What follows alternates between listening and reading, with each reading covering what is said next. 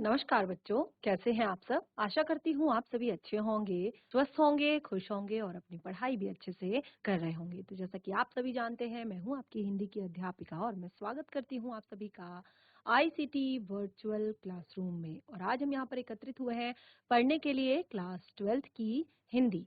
Class 12th की हिंदी में हम यहाँ पर पढ़ रहे हैं हमारी आरोह पाठ्य पुस्तिका भाग 2 का चैप्टर कवितावली उत्तरकांड से, जिसके लिए रचयिता हैं तुलसीदास जी।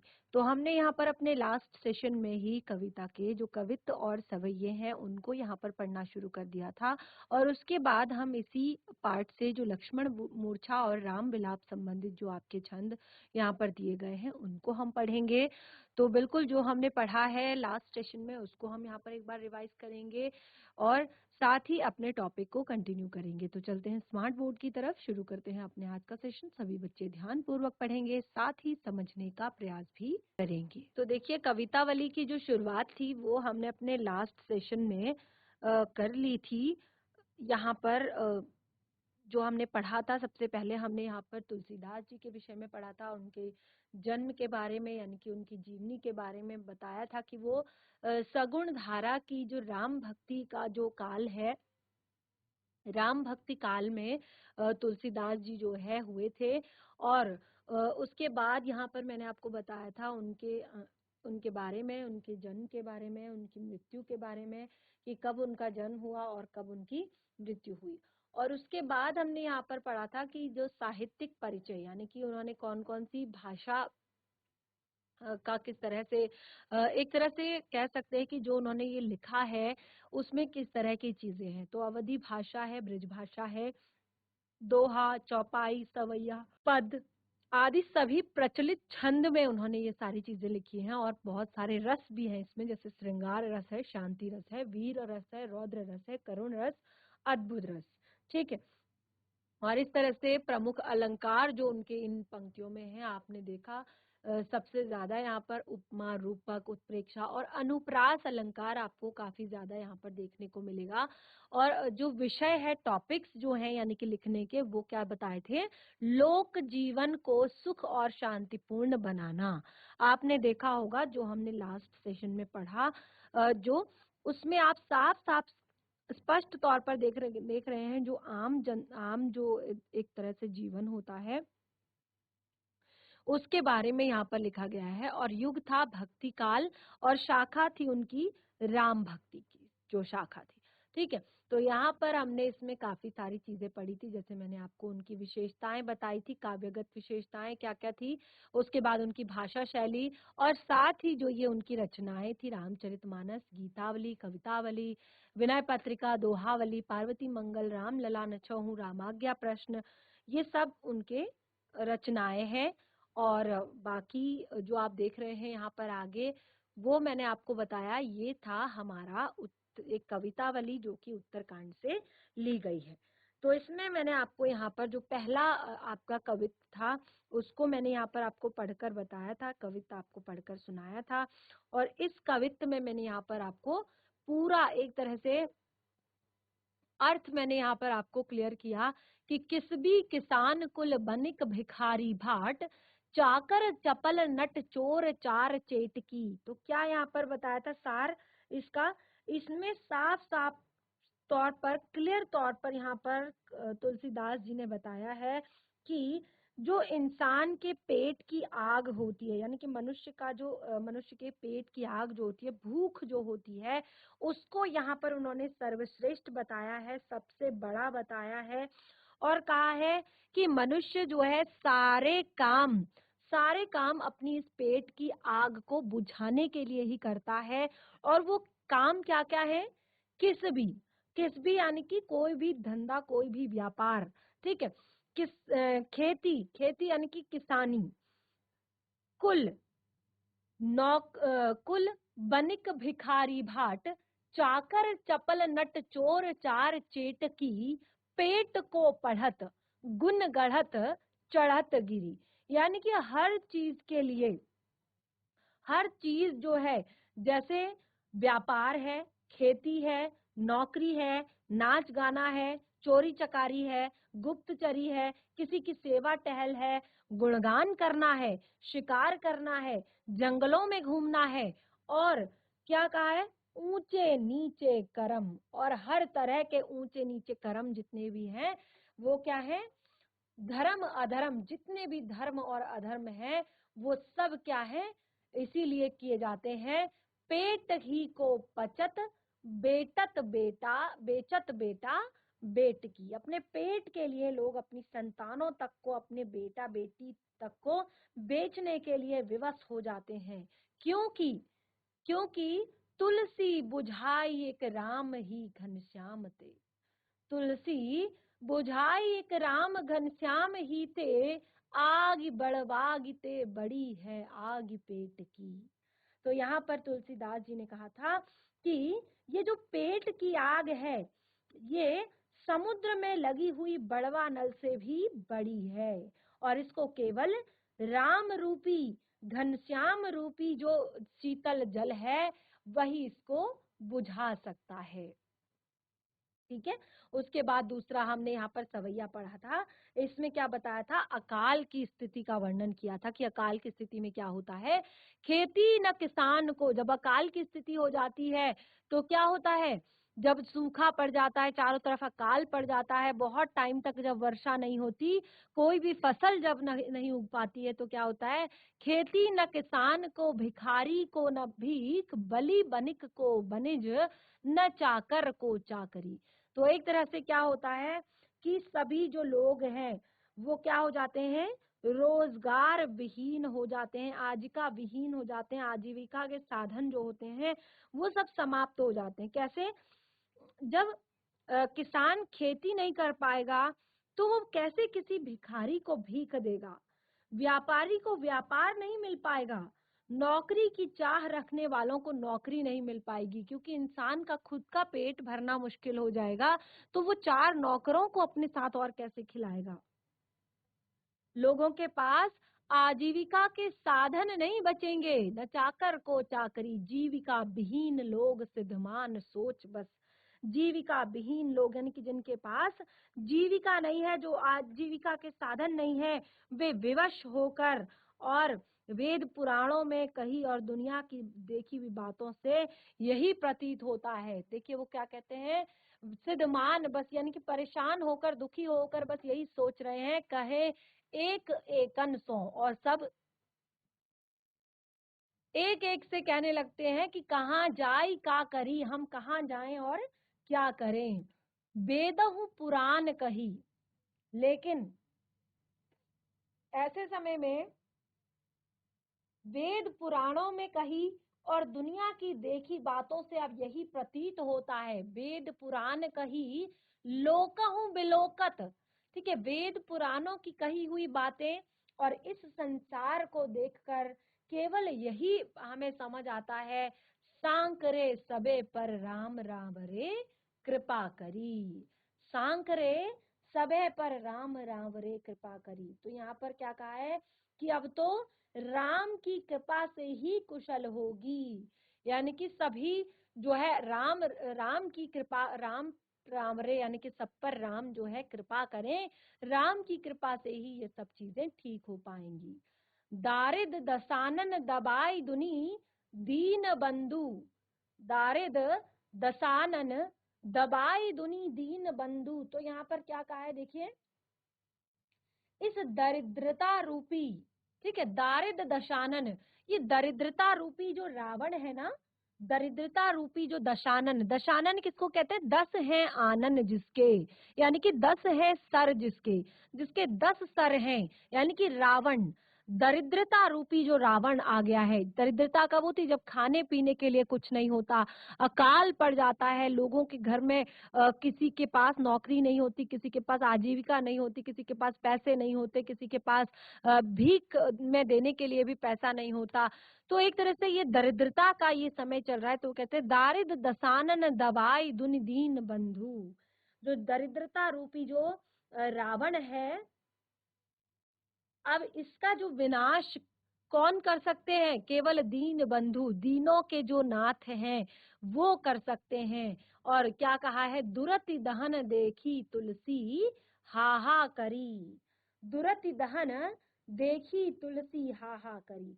तो यहाँ पर क्या कह रहे हैं कि इस तरह से ये दुर्गति देखकर, इस तरह से ये संसार की जो दुर्गति है इसको देखकर जो तुलसीदास जी कहते हैं कि ऐसा लगता है, ये बातों से ये प्रतीत होता है कि अब राम कृपा से ही ये सब ठीक होंगी। और इस तरह से गति देखकर तुलसीदास जी जो है वो कहते हैं, एक तरह से वो मतलब हंसते हैं कि सब एक टाइम जैसा समय आता है, इस टाइम पे सब क्या करते हैं, भगवान की शरण में जाते हैं, ईश्वर की शरण में जाते हैं।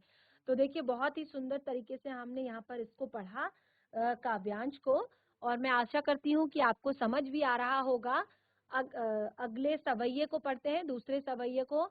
बहुत ही सुंदर है हमारा दूसरा सवैया भी। धूत कहो अवधूत कहो, धूत कहो अवधूत कहो, राजपूत कहो जोलाहा कहो। ठीक है, धूत कहो अवधूत कहो, राजपूत कहो चाहे जोलाहा कहो। ठीक है, एक तरह से जब यहाँ पर देखिए दोनों चीजें उन्होंने बता दी हैं। पहले उन्होंने क्या बताया कि किस तरह से जो संसार है उसमें पेट की आग के लिए लोग क्या क्या करते हैं। ठीक है, अपने पेट की आग को बुझाने के लिए, अपने भोजन के लिए, अपने पेट की आग को बुझाने के लिए क्या क्या करते हैं वो बताया। और ऐसे में यदि अकाल की स्थिति आ जाए, ठीक है, तो अकाल की स्थिति के लिए यहाँ पर लास्ट में कहते हैं कि दरिद्रता रूपी रावण ने समूचे संसार को जब त्रस्त कर रखा है, यानी कि सब जब गरीबी से पीड़ित हैं, तो उस समय आप पापों का नाश करने वाले हो। हे दुरति दहन देख तुलसी हाहा करी। और तुलसीदास जी ये सब देखकर चीजें कहते हैं कि पूरे संसार में जो है हाय हाय मची हुई है। ठीक है, तो ये सारी यहाँ पर पूरा एक तरह से समाज में जितनी बेरोजगारी है, अकाल है, उसके भयावक स्थिति का वर्णन यहाँ पर किया है। ठीक है, दूसरे में। और बिल्कुल साफ क्लियर प्रकट हो रहा है कि यहाँ पर भी तुलसीदास जी ने अपनी राम भक्ति को प्रकट किया है। जैसे ना राम ने क्या किया था, रावण को मारा था, एक पापी को, एक दुराचारी को, एक अत्याचारी को मारा था। तो उसी प्रकार यहाँ पर जैसे जैसे पाप बढ़ रहा है, जैसे जैसे ये दरिद्रता रूपी जो पाप बढ़ रहा है, दरिद्रता रूपी दशानन जो अपना अपना एक तरह से चारों तरफ फैला रहा है प्रकोप, तो अब तुलसीदास जी उसके लिए भी कह रहे हैं यहाँ पर भी राम राम रे कृपा करेंगे, यहाँ पर भी भगवान कृपा करेंगे। तो यहाँ पर देखेंगे आप, दसानन दरित दसानन दबाई दुनि दीन बंधु। ठीक है, द वर्ण की आवृत्ति एक से अधिक बार हुई है, अनुप्रास अलंकार यहाँ पर आपका है। ठीक है, दुरति दहन देखी, यहाँ पर भी अनुप्रास अलंकार है। ठीक है, अब एक एकन सो जो वर्ण है उसकी आवृत्ति एक से अधिक बार हुई है। ठीक है, ऐसे ही बहुत ज्यादा, जैसे सिद्धमान सोच में स्वर्ण की आवृत्ति एक से अधिक बार हुई है। तो जहां पर एक वर्ण की आवृत्ति एक से अधिक बार होती है वहां पर अनुप्रास अलंकार होता है। तो आप देखेंगे कई जगह यहाँ पर अनुप्रास अलंकार की छटा हमको दिखाई दे रही है।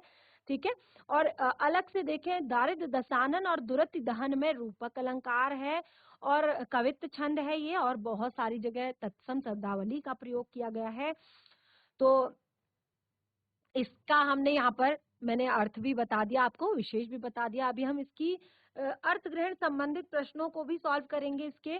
देखिए अगला तीसरा यहाँ पर जो सवैया है उसको पढ़ लेते हैं। तो जैसे मैंने आपको बताया कि हर जगह वो क्या कर रहे हैं, हर जगह वो भगवान के प्रति समर्पित हैं। दोनों ही, जो एक हमने कवित्व और सवैया पढ़ा, दोनों में आप देख रहे हैं कि वो भगवान के प्रति समर्पित है, ईश्वर के प्रति समर्पित है।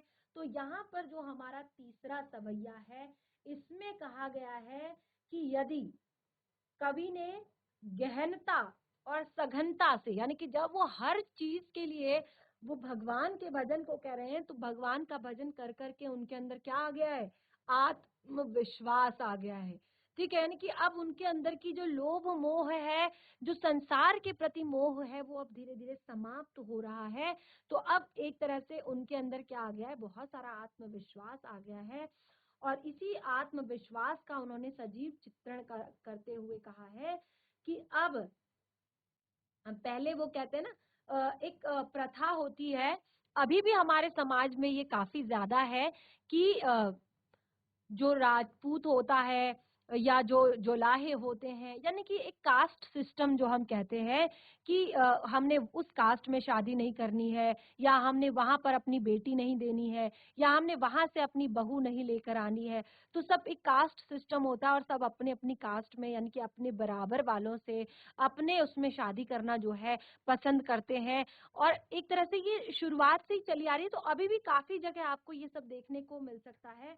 लेकिन देखिए यहाँ पर बहुत सारी चीजें यहाँ पर इस बात के लिए तुलसीदास जी कह रहे हैं कि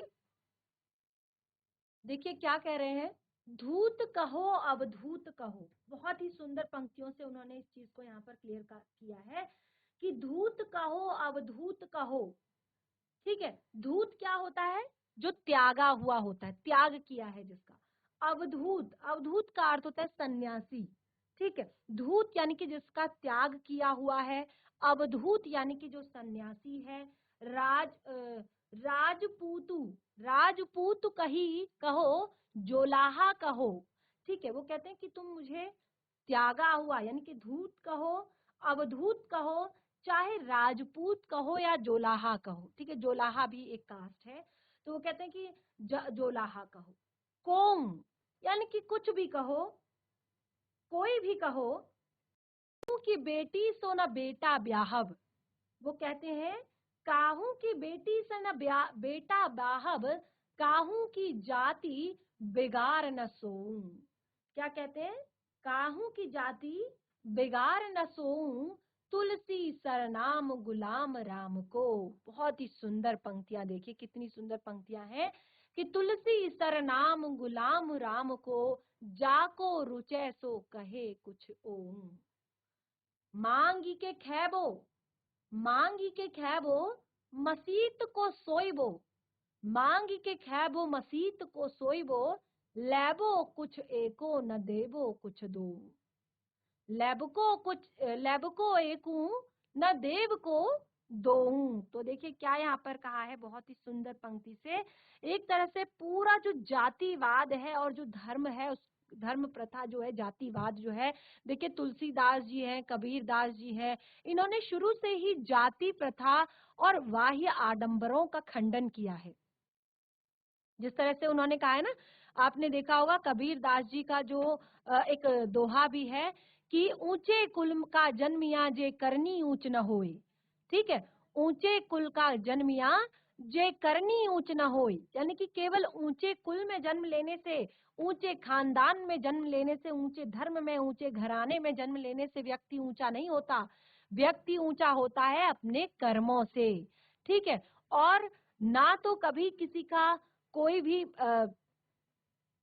भी जो धर्म, कोई जाति, ये सब चीजें ऐसा कुछ भी बड़ा नहीं है। बड़ा है व्यक्ति का ज्ञान, कि वो कितना ज्ञानी है। वो क्योंकि जिसके अंदर ज्ञान होगा ना, उसके लिए ये सारी चीजें समान है।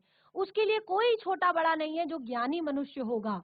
ठीक है, तो ये इन दोनों पे यहाँ पर कड़ा कड़ा जो है खंडन करते हुए उन्होंने कहा है कि जो मैं तो श्री राम का भक्त हूँ, यानी कि वो कहते हैं मैं भगवान का भक्त हूँ।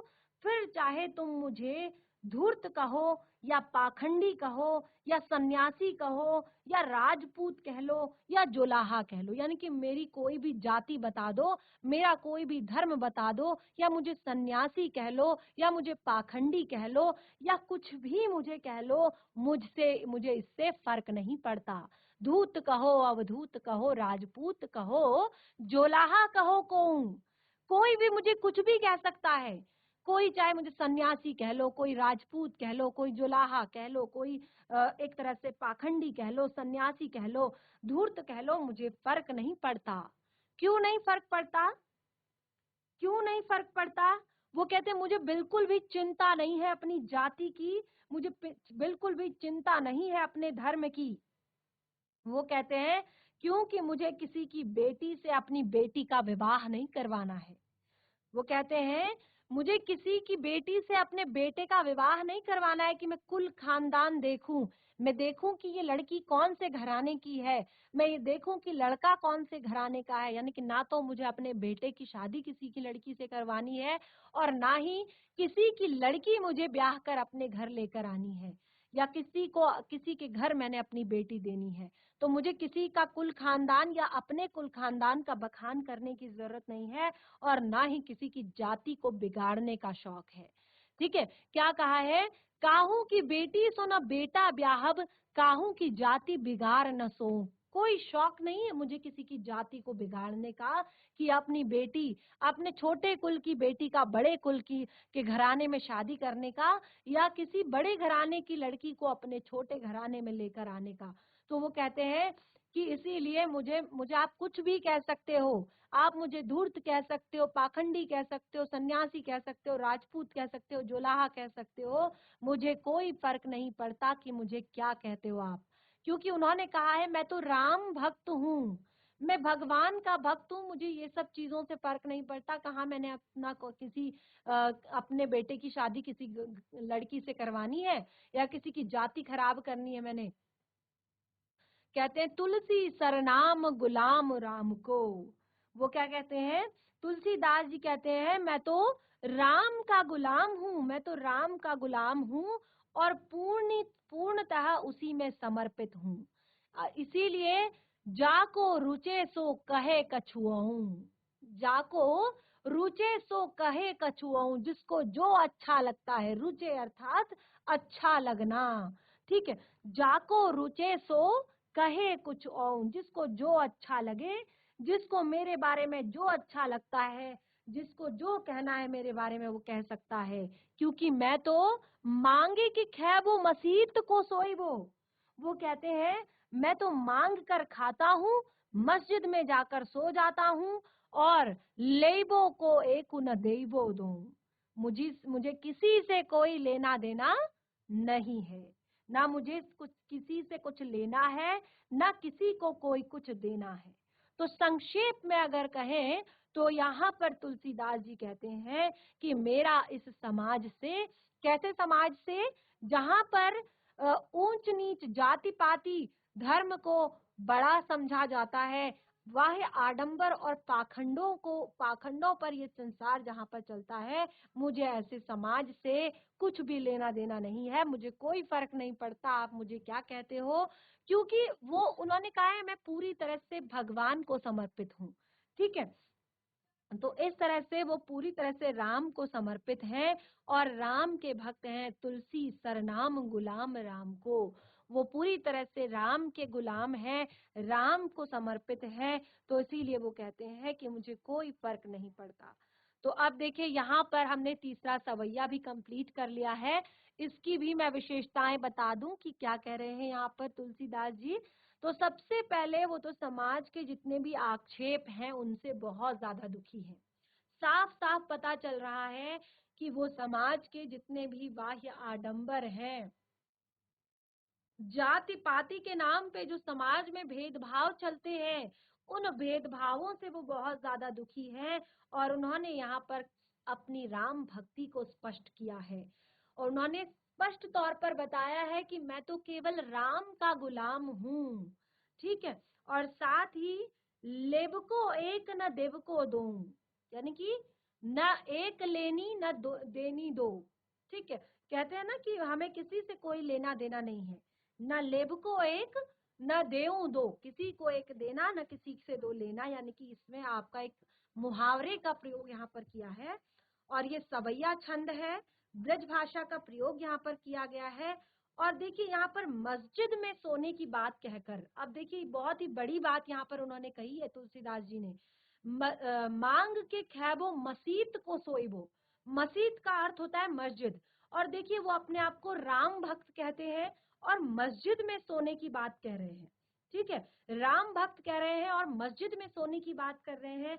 तो साफ साफ पता चलता है कि उनका जो एक सभी धर्मों के प्रति जो उनकी उदारता है, ठीक है, वो किसी भी धर्म को छोटा या बड़ा नहीं समझते, किसी भी धर्म को ऊंचा या नीचा नहीं समझते, जाति पाति का कोई भेदभाव उनके अंदर नहीं है। और यहाँ पर मस्जिद में सोने की बात कहकर उन्होंने अपनी उदारता और एक समरसता का परिचय दिया है कि वो सबको समान समझते हैं और सबको एक साथ लेकर चलने की बात कही है। और यहाँ पर देखिए 2-3 जगह आप देखेंगे कि एक ही वर्ण की आवृत्ति एक से अधिक बार हुई है। जैसे आप देखेंगे धूत कहो, अवधूत कहो, राजपूत कहो, जोलाहा कहो, कहूं, चाहे कुछ भी कहो, ठीक है, कोई कुछ भी कहे, कहो कहूं, तो क वर्ण की आवृत्ति एक से अधिक बार हुई है, इसीलिए अनुप्रास अलंकार है। और इसी तरह से यहाँ पर बाकी आप देखेंगे काहू की बेटी सोना बेटा ब्याहव, यहाँ पर भी अनुप्रास अलंकार है। और उसके बाद आपका एक है कहे कछु, ठीक है, क्या कहा है, जाको रुचे सो कहे कछुओं, जिसको जो अच्छा लगता है वो कहे, कहे कछु, अर्थात क वर्ण की आवृत्ति एक से अधिक बार। तो अनुप्रास अलंकार की छटा भी यहाँ पर बहुत ही सुंदर तरीके से देखने को मिली है। तो इस तरह से हमने यहाँ पर कवितावली उत्तरकांड से जो कवित्व और सवैया हमारा दिया है, ये भी मैंने आपको बहुत अच्छे से क्लियर कर दिया है। और मैं आशा करती हूँ कि आपको ये अच्छे से समझ आया होगा। और यहाँ पर देखिए एक तरह से मैं पूरा सार इसका आपको बता दूं, ये सार क्लियर कर दूं मैं आपको। उसके बाद इसमें अगला जो हमारा टॉपिक है वो है लक्ष्मण मूर्छा और राम विलाप। तो देखिए जो हमने अभी पढ़ा उसका सार क्या है, विविध विषमताओं से ग्रस्त, यानी कि बहुत सारी विषमताएं हैं। तुलसीदास की युग का युगीन यथार्थ है, जिसमें वो कृपालु प्रभु राम एवं राम राज्य का स्वप्न रचते हैं। युग और उसमें अपने जीवन का न सिर्फ गहरा बोध है, बल्कि उन्होंने अभिव्यक्ति में भी वे अपनी समकालीन कवियों से आगे हैं। यह पाठ जो है कवितावली के 2 कवित्व और एक सवैया इसके प्रमाणिक रूप हैं। पहला जो छंद है किस भी किसान, उसमें उन्होंने दिखलाया है कि संसार के सारे अच्छे बुरे समस्त लीला प्रपंचों का आधार जो है वो पेट की आग ही है।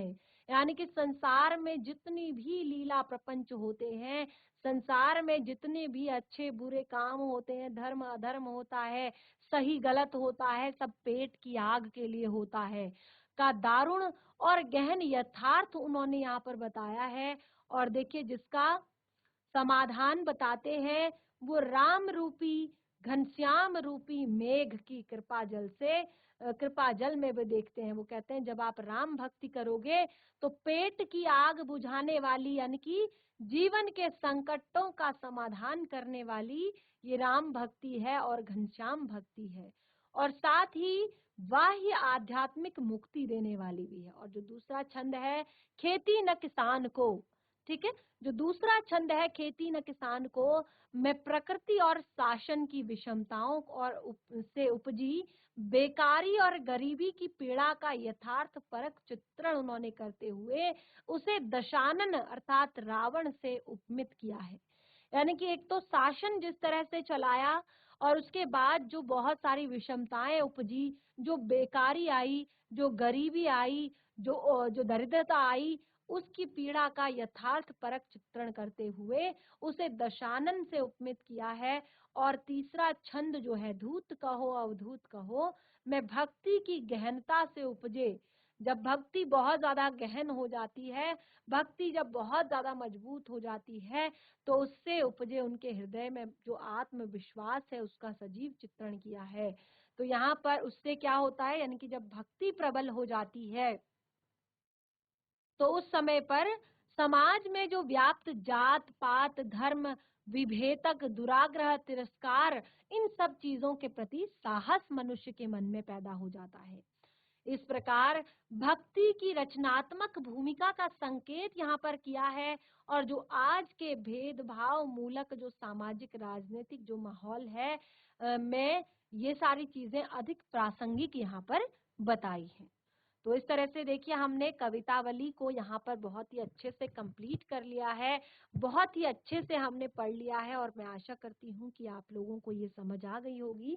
और इसके बाद जो है यहाँ पर अलग अलग, जैसे मैंने आपको बताया था कि कौन कौन से किस में कौन सा अलंकार है, तो यहाँ पर देखिए किस भी किसान कुल बनिक भिखारी बाट में किसबी किसान, और कुल में अनुप्रास अलंकार, चाकर चपल, ठीक है, चौवर्ण की आवर्ती अनुप्रास अलंकार, पेट को गढ़त गुण गढ़त चढ़त गिरी, ठीक है, अनुप्रास अलंकार, अटत गहन गन, तो यहाँ पर अनुप्रास अलंकार, ऊंचे नीचे करम धर्म अधर्म करी, तो यहाँ पर भी अनुप्रास अलंकार, बेटत बेचत बेटा बेटकी में अनुप्रास अलंकार, राम घनश्याम में रूपक अलंकार, और इस तरह से यहाँ पर अलग अलग तरह के अलंकारों का भी उन्होंने वर्णन किया है।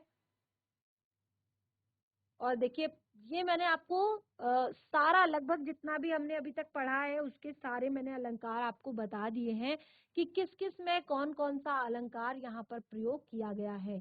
ठीक है, तो इस तरह से यहाँ पर काफी सारी चीजें हमने पढ़ ली हैं। अब हम नेक्स्ट में आगे जो हमारा सेशन होगा उसमें हम इसका जो अगला पार्ट है यानी कि जो अगला भाग है राम लक्ष्मण मूर्छा एवं राम विलाप से संबंधित, जिसमें क्या होता है कि जब राम और रावण का जब युद्ध हो रहा होता है तो मेघनाथ की शक्ति लगने के बाद, जब मेघनाथ की जो शक्ति लगती है तो उसके बाद किस तरह से जो है लक्ष्मण मूर्छित हो जाते हैं और उसके बाद रामचंद्र जी जो है विलाप करने लगते हैं, उसका यहाँ पर बहुत ही सुंदर तरीके से चित्रण किया गया है। ठीक है, तो उसको हम पढ़ेंगे। काफी अच्छे से यहाँ पर बताया गया है। राम जी जो है एक तरह से बहुत ज्यादा दुखी होते हैं और वो पूरी तरह से एक तरह से दुखी हो रहे हैं कि क्या करें जब लक्ष्मण को मूर्छा लग जाती है।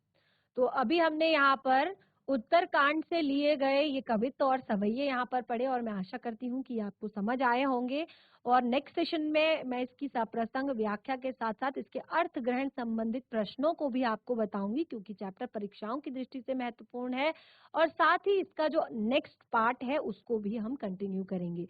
तो एक बार घर पर पढ़कर आइए जो भी आज यहाँ पर पढ़ा हुआ है, और कोई भी डाउट होता है, कोई भी दिक्कत परेशानी, कोई ऐसी चीज जो समझ में ना आई हो तो उसे नेक्स्ट सेशन में जरूर क्लियर करें। तब तक के लिए धन्यवाद। आपका दिन शुभ हो।